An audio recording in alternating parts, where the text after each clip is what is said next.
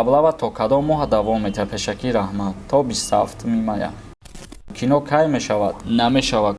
Паспорти Россия дорум, времени прописка 3 сола. Метонам писарамро гражданство спорам. Ҳазор раҳмат. Бале метонен. Ширкати дорувории Софсавдо бахшида ба моҳи шарифи Рамазон тахфифи худро эълон намуд. Оё мехоҳӣ риши худро зиёд намоӣ ё мехоҳӣ мӯи сар аз рехтан монад ё дар бадан доғҳои сафедорӣ мехоҳӣ нест шаванд ва ё мехоҳӣ худро хароб намоӣ, пас ба Софсавдо муроҷиат намо. Инчунин доруи алҳадая ва равғани сиёҳдона барои ҳамаи дардҳо ва ё касоне мехоҳанд ҳиҷома кунанд, пас ба рақамҳо занг зада маълумот гиред. Доставка ба ҳама шаҳрҳои Федератсияи Россия ва берун аз Россия карда мешавад. Дар ҳоле ки доруҳо фоидаи худро нарасонанд, пули шумо бозгардонида мешавад. Дар ҳолати тамос гирифтан ҳатман аз номи юристиҷей муроҷиат кунед.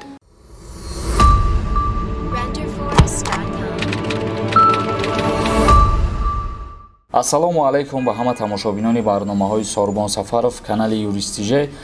Мо имрӯз як маълумоти дастрас кардамона оиди парвозҳои нав ба шумо мерасонем. Бо диққат тамошо кунед ва дар идомаи суҳбат ба саволҳои равонкардагитон ҷавоб мегардонем. Маълумот оиди парвозҳои нав.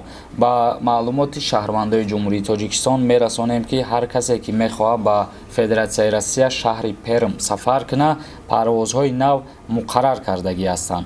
Парвозҳоро ширкати ҳавопаймоии Северни ветери Федератсияи Россия аз 25 апрел то 30 май муқаррар кардагӣ ҳастанд. Ногуфта намонад бародарони азиз ки аз шаҳри Хуҷанд ба Перм бо ширкати ҳавопаймоии Северни ветер тӯли як моҳ парвозҳо муқаррар шудагӣ ҳастанд ва хоҳишмандон метавонанд ки бо ин парвозҳо ба шаҳри Перми Федератсияи Россия сафар кунанд. Ва оиди нарху навои билетҳо шумо метавонед ки аз дохили фурудгоҳ маълумоти пурра дастрас кунед, чунки оиди нархҳош дар инҷа маълумот додагӣ нестанд. Ва парвоз бо тавассути ширкати ҳавопаймоии Северни ветер дар як ҳафтаи як маротиба рӯзҳои якшанбе муқаррар шудагӣ ҳастанд. Рӯзҳои якшанбе аз Хуҷанд ба Перми шаҳри Федератсияи Россия парвоз мекунанд ва шаҳрвандои Ҷумҳурии Тоҷикистон интиқол дода мешаванд. Тамошобинони азиз, ҳамин буд як камтарак маълумот оиди муқаррар кардани ҷадвали парвозҳои нав. Камтар маълумот дастрас карда будем ва ба шумо фаҳмондем. Агар ҳар касе ки дар шаҳри Хуҷанд қарор дошта боша ва ӯ метавона худаш ки рафта ба ҳамун фурудгоҳи Хуҷанд муроҷиат кунад, оиди ҳамин мавзӯе ки мо суҳбат кардем, маълумоти пурра дастрас мекунад. Умуман дар бораи билетҳош метавонед ки аз фурудгоҳ маълумот дастрас кунед. Акнун хондани комментарияҳоро шурӯъ мекунем. Бо диққат гӯш кунед.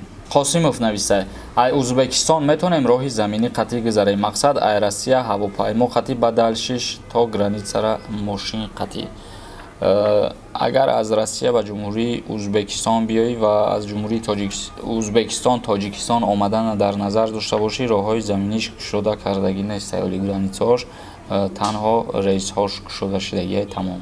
Як каси дига нависа: ассалому алайкум, ман Россия рафтанам дар кор. Шӯям нав гражданини Россия паспорт гирифтаи. Ман як бачаам қатъӣ рафтанам дар кор. Рафта натонистаам. Барои чӣ ЗАГС надорум? Рафта натонистаам. Чӣ хеле равон. Айни ҳол фикр мекунам ягон мушкилӣ барои рафтан Россия нест. Ҳаминқадар ки нархи чипта қиматтаракай. Барои Россия рафтан ба ҳамроҳи фарзандтон як давернес аз падараш мегирен, яъне бо тариқи почта равон мекунад давернеса, чипта харидорӣ мекунем, мерен. роҳҳо умуман рейсҳо кушодагӣ ҳастанд, яъне ки ягон асоси дигар барои рафтани шумо лозим нестад. Али нависа: ассалому алайкум бародар Сорбон, кино кай мешавад? Насиб боша ба мумкин ки то баъди Рамазона айпай ҳамин кор бошем буд кунем ва пешниҳоди шумо бигардонем. айни ҳол мо шурӯъ гардондагӣ нестем ба наворгириша ва кӯшиш мекунем ки то баъди Рамазона пешниҳоди шумо бигардонем. Суфиева нависад: салом, ҳозир барои Москва рафтан справка дар кора ё ки не? Танҳо тест меспорӣ, маълумотномаи тиббӣ барои беморӣ доштан ё ки надоштан. Ҳамин теста меспорӣ, дига ягон намуд ҳуҷҷат лозим нестад. Як каси дига нависад: ака гражданинои Россия ҳам дар Тоҷикистон хизмат мебаранд? Не, ҳар касе ки агар шаҳрвандии ҳар ду тарафа дошта боша, имкон ҳастад ки дар Ҷумҳурии Тоҷикистон ҳам вая ба хизмат даъват кунанд, агар дар ҳоле ки дар Россия хизмат накарда бошад.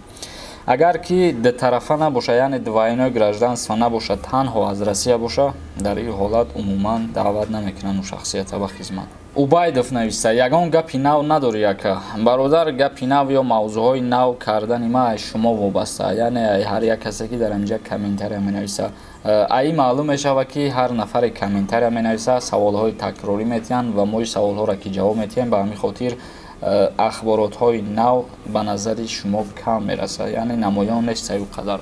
мо кӯшиш мекунем ба ҳамин хотир дар аввали ҳар видеомон якта ё ки дута ахбороти нав пешкаш бигардонем, баъд саволҳоро бихонем.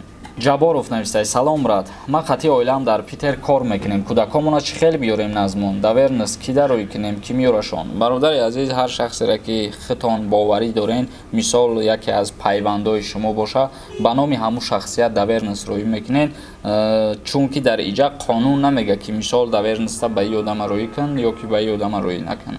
ҳар касе аз пайвандои шумо боша, иҷозат ҳаст ки ба номи ӯ давернес роӣ кунен ва бо ҳамроҳи ҳамун шахсият фарзандои шумо ба Федератсияи Россия бирава. Набиҷон Ахмедов нависта: Сорбон салом, паспорти Россия дорам, времени прописка аз 3 сола, метавонам писарамро гражданство спорам? Ҳазор раҳмат. Бале, метавонен. Мо дар як мавзӯи пештара қайд кардагӣ будем ки ба воситаи ягон каси дигар гражданство гирифтан плюсш ҳамин қадаре ки камтар пештар ҳамун гражданстватона шумо дастрас мекунед. Тамом. Зоирбеков нависта: салом алейкум ака, аблава то кадом моҳ давом метавад? Пешакӣ раҳмат. То 27 мая. Тошова нависта: ман метавонам писарамро аз ватан ба Россия биёрам, ҳоло ноболиғ аст, падар надорад, дар шаҳодатномаш фақат фамилияи ман аст. Бале, метавонед бе ягон мушкилӣ, танҳо давернес роӣ мекунем ба номи ягон касе ки ҳамун Россия бирава, ба воситаи давернес мерава. Нек нависта: салом ака, илтимос ҷавоб те, ҳамин Турсия айкайк шуда мешавад, душанбе Истанбул равем, ягон маълумот ёв ака. Турсия, агар хато накунем, як 4-5 моҳ шудагие ки байни Тоҷикистон ва Турсия парвозҳо барқарор шудагиянд. агар карантина дар дохили Турсия дар назар дошта бошӣ ки кай аз байн мерава, ишама намедонам бародар, чунки айни ҳол дар Турсия ҳастанд ҳамин нафарҳо, шиносҳои ҳастанд, мо ҳам суҳбат мешем, хато накунам агар рӯзои шанбе якшанбе ҳар касе ки дар онҷа қарор дорад дар Турсия аз хонааш иҷозат нест ки берун буброя, ё ки бегоҳҳо аз соати 8 то 8 саҳара ё ки 6 саҳара мумкин нест ягон кас дар кӯчаҳо гаштугузор кунад. Умуман карантин кардестиянд то баъди Рамазон. Абдулло Амирӣ нависта: ака, Ӯзбекистон ва Қирғизистон, Қазоқистон аз граница гузаштан намемонанд, ба заграни тоҷикӣ ака ҷавоб медоден. Илтимос шумо мемонанд ай граница гузашта рафтан, например аз Фара бигзарем ва ай ош бупарем. Қирғизистон намешава ку, лекин аз Ӯзбекистон ва Қазоқистон аз сабабе ки парвозош барқарор шудагиай ба Тоҷикистон мешавад ки мисол агар дар Ӯзбекистон қарор дошта бошен, ай Ӯзбекистон бирен Россия, ё ки мешавад дар Қазоқистон бошен, ай Қазоқистон. умуман ба воситаи давлати сеюм имконият ҳаст ба Россия рафтан. Бародарони азиз, видеоро ҷамъбаст мекунем. Агар ягон саволи дигар дошта бошен, дар комментария саволотонро пешниҳод кунед ва дар канали Юрист TJ ҳатман обуна шидана фаромӯш намекунем. Худованд ҳамаи мо шуморо нигаҳбон бошад.